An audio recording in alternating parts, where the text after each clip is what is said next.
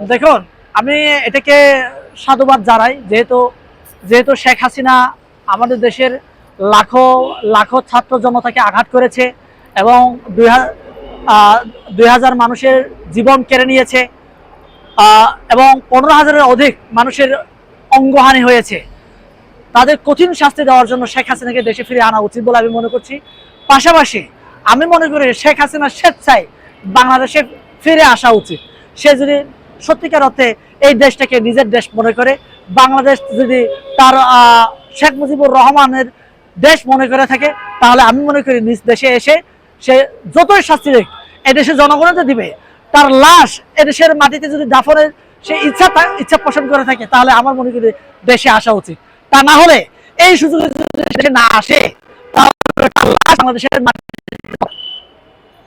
আমরা আরেকটি প্রশ্ন করি, ওর নামে যেসব মিথ্যা বিভ্রান্তিকর তথ্য ছড়াচ্ছে এবং ওর দেখা দেখি কিন্তু ভারতীয় গণমাধ্যম সবাই শুরু করেছে, এই এই বিকৃত মন মানসিকতার লোকটির উদ্দেশ্যে যদি আপনার মন্তব্যটা।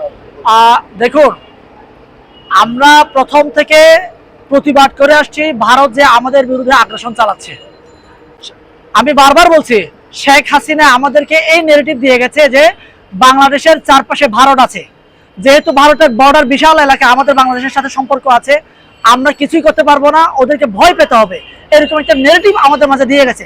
আমি সাহস দিতে চাই, আমাদের ভয়ের কারণ নাই ভাই, আমরা বরঞ্চ ওদেরকে থ্রেট দিব, তোমরা আমাদের পা চাটো, না হলে তোমাদের সাথে আমরা থাকবো না। এই কথা বলার সময় আমাদের এসেছে। আমরা ভয়ে ভয়ে মিনমিন করে ওদের মানে চোখ রাঙিয়ে কথা বলার সময় আমাদের ভাই। কিন্তু এখন দেখেন, ময়ূক রঞ্জন বলেন, শুভেন্দু অধিকারী বলেন, কিংবা মোদী সরকার বলেন, ওদের দেশের পররাষ্ট্রনীতি ঠিক নাই, যার কারণে আজকে ওদের দেশের কৃষকরাই, ওদের দেশের ডাক্তাররাই, ওদের দেশের নাগরিকরাই ময়ূক রঞ্জন কিংবা শুভেন্দু অধিকারীর মতো লোকদেরকে হেনস্থা করার চেষ্টা করছে। আপনারা সকলে বাংলাদেশের মিডিয়ার মাধ্যমে দেখেছেন যে ময়ূক রঞ্জনের বাড়ির সামনে গিয়ে আপনার এই যে পেঁয়াজ আলু নিয়ে সব রাস্তায় ঢেলে ওরা বিক্ষোভ করছে কেন? পেঁয়াজ পচে যাচ্ছে, আলু পচে যাচ্ছে, আমরা কিনছি না। আমাদের বাংলাদেশে প্রচুর পরিমাণে হিউজ একটা মার্কেট আছে, এই মার্কেটটাকে ওরা কি নষ্ট করবে নাকি মার্কেটটাকে ধরে রাখবে ওদের ব্যাপার। এখন ওদের দেশের জনগণকে সিদ্ধান্ত নিতে হবে। এখন ওদের দেশের জনগণের সিদ্ধান্ত নিয়ে এরকম ময়ূক রঞ্জনের মতো পাগল নাগরিকদেরকে আমি মনে করি গণধোলাই দিয়ে ওদের দেশ থেকে টানি দেওয়া উচিত। কারণ ওই 2-4 জন ময়ূক রঞ্জনের মতো, শুভেন্দু অধিকারের মতো লোকদের জন্য ভারতের ইমেজ আন্তর্জাতিক বিশ্বে ক্ষুণ্ণ হচ্ছে। ওরা যদি আন্তর্জাতিকভাবে ওদের ইমেজ ধরে রাখতে চায় এবং প্রতিবেশী রাষ্ট্রগুলোর সাথে শুধু ভালো সম্পর্ক রাখতে চায়, আমি মনে করি তাদেরকে হেনস্থা করতে হবে এবং তাদেরকে কঠিন শাস্তির আওতায় আনার দাবি ওই দেশের নাগরিককেই করতে হবে।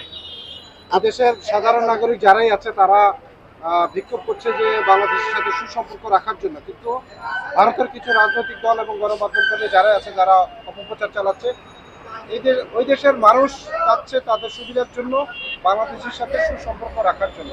আপনি বাংলাদেশের নাগরিক হিসেবে আপনি কি চাচ্ছেন? দেখুন ভাই, আমি প্রথম থেকে বলে আসছি, যেদিন থেকে আমি ভারতের বিরুদ্ধে কথা বলে আসছি, আমি 2018 সাল থেকে ভারতীয় আগ্রাসনের বিরুদ্ধে কাজ করে আসছি। আমি বলে আসছি যে আমার এই বাংলাদেশকে ওরা কখনো বাংলাদেশ মনে করেনি স্বাধীন রাষ্ট্র, এই স্বাধীন রাষ্ট্র স্বীকারই করেনি। ওরা মনে করেছে বাংলাদেশ একটা ভারতের অঙ্গরাজ্য, যেমন পশ্চিমবঙ্গ, আসাম, এরকম অঙ্গরাজ্য। আমি মনে করি বাংলাদেশকে প্রথমে সবার আগে ভারতকে বাংলাদেশ যে একটা স্বাধীন রাষ্ট্র এটা স্বীকৃতি দিতে হবে। এই যে আমাদের 16 ডিসেম্বর 2024-এর 16 ডিসেম্বরে যখন আমরা বিজয় উদযাপন করছি, ঠিক ওই মুহূর্তে মোদি কি বলছে, এটা নাকি ওদের দয়ায় পেয়েছি আমরা। আহার ভাই, ওরা আমাদের দেশকে এই জন্য বলছি বেশি মনে করে না, তাহলে আমরা ওদেরকে কেন স্বীকৃতি দেব? ওরা যেদিন বাংলাদেশকে স্বাধীন রাষ্ট্র হিসেবে স্বীকৃতি দিবে, সেদিনই আমরা ভারতকে স্বাধীন রাষ্ট্র হিসেবে স্বীকৃতি দেব। তার আগ পর্যন্ত আমি ভারতকে বাংলাদেশের অঙ্গরাজ্য হিসেবে স্বীকৃতি দিতে চাই। স্বৈরাচারের দোসর বাংলাদেশ থেকে নির্মূল হয়নি। আপনারা জানেন যে আমাদের বাংলাদেশ থেকে যে আপনার যে ওবায়দুল কাদের কোথায় ছিল? আপনার স্পিকার শিরিন, সে কোথায় ছিল? সে তো আপনার বাংলাদেশের খোদ আপনার প্রশাসনের থেকে খুব সেফ জায়গায় ছিল এতদিন। তাহলে আমি মনে করছি যে আমাদের এই বাংলাদেশ থেকে ফেসিসকে যে আমরা তাড়ানোর চেষ্টা করছি, আমরা শেখ হাসিনাকে তাড়াতে পেরেছি, কিন্তু তার দোষরদেরকে আমরা এখনো টাড়াতে পারি নাই।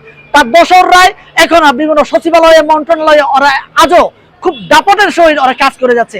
এরই একজনের নাম যদি আমি বলি, আসিফ নজরুল ইসলাম, যিনি কিনা সবচেয়ে এই উপদেষ্টাদের মধ্যে শক্তিশালী একজন ব্যক্তি। সেই এবং কিছু সমন্বয়ক আছে, এই সমন্বয়করাই আপনার আওয়ামী দোষকদেরকে পুনর্বাসনের জন্য কাজ করে যাচ্ছে। আমি এর জন্য তীব্র নিন্দা জানাই। আমরা যদি সতর্ক না হই, তাহলে এই যে 3 জন বিপ্লবী মারা গেছে, এই 3 জনের পাশাপাশি আমরা প্রত্যেকের তালিকা কিন্তু করা হচ্ছে। আমরা যদি সতর্ক না হই, আমরা যদি নির্মূল করতে না পারি, তাহলে আমাদেরকে অচিরের তালিকা করে আমাদের গুম করা হবে, খুন করা হবে।